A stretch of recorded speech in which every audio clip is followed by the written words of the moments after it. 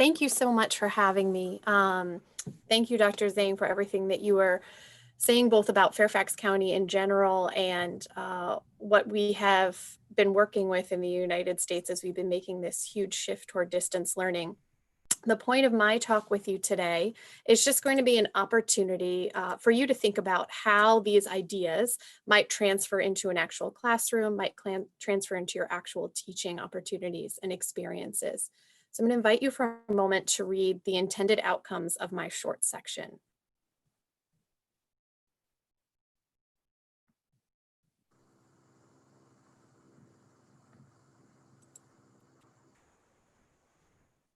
If you take a look here at this next slide, I want you to think to yourself and reflect for a moment where you might fall on this axis.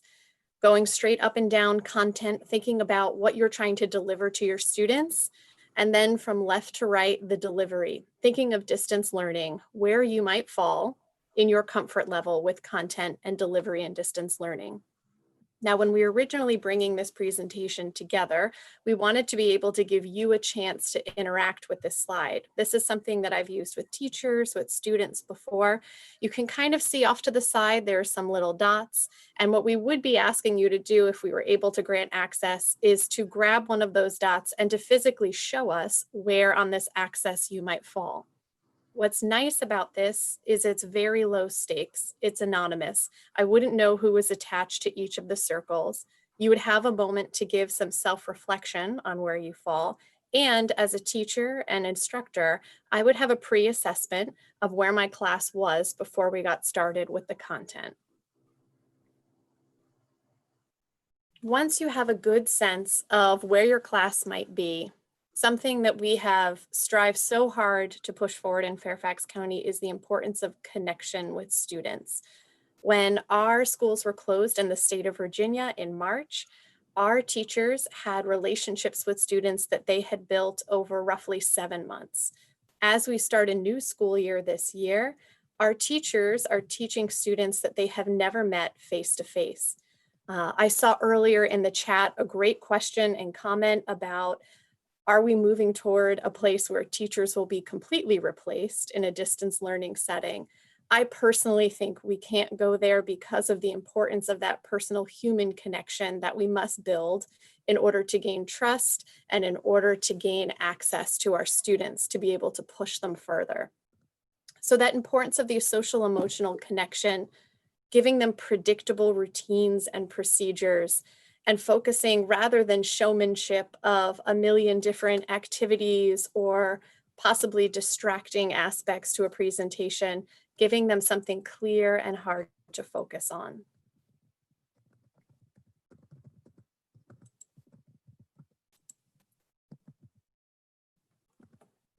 Another point that we focused on with our teachers is the idea of honoring their voice and choice. Just as when we are in a regular face-to-face classroom, we are constantly trying to tailor our education to meet students where they are. I think for a moment about if you consider yourself to be a very extroverted, outgoing person, or perhaps a more quiet and reserved person. You, as a student, would react differently, both in an in-person and online format. So one of the ideas that we had come up with for our teachers were the ideas of breakout rooms, where students could, as we called it, a watering hole, be grouped with several other students if they were of that more outgoing nature who wanted to share their learning and outwardly process their learning. We also offered the idea of a cave, so that individual breakout room where students were actually by themselves who needed that peace, that quiet, that moment to step back and to process on their own. We've really been encouraging teachers to offer as much choice as possible. Again, with the distance between them and the teacher, if the teacher is not there to help guide step by step, if that relationship is not built, the opportunity for choice in what the students are reading, writing, and how they are showing their learning is going to give better results. And finally, the idea of how we are sharing. So I saw before Dr. Zhang had the opportunity for you to share some of your thinking in the chat. That was a great way of quickly engaging people before moving on to the next idea.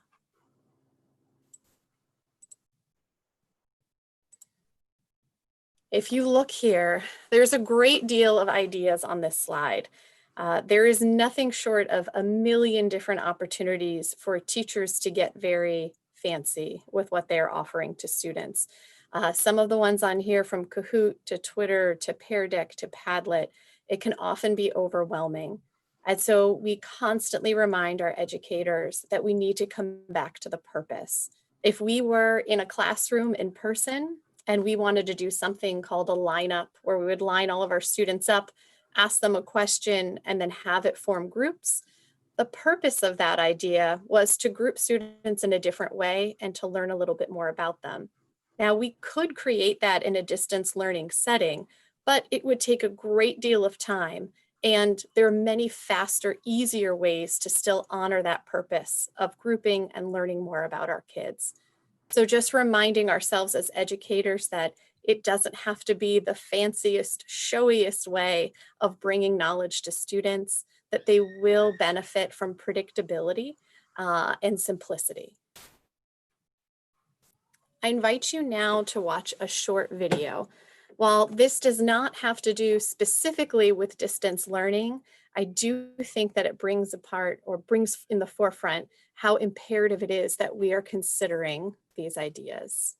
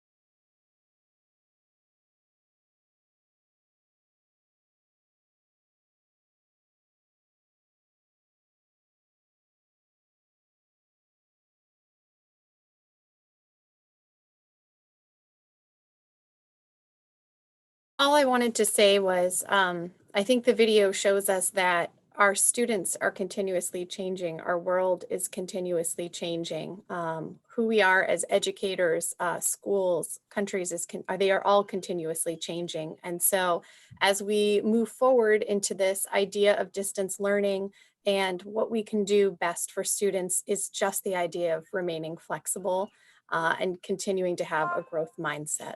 Thank you so much.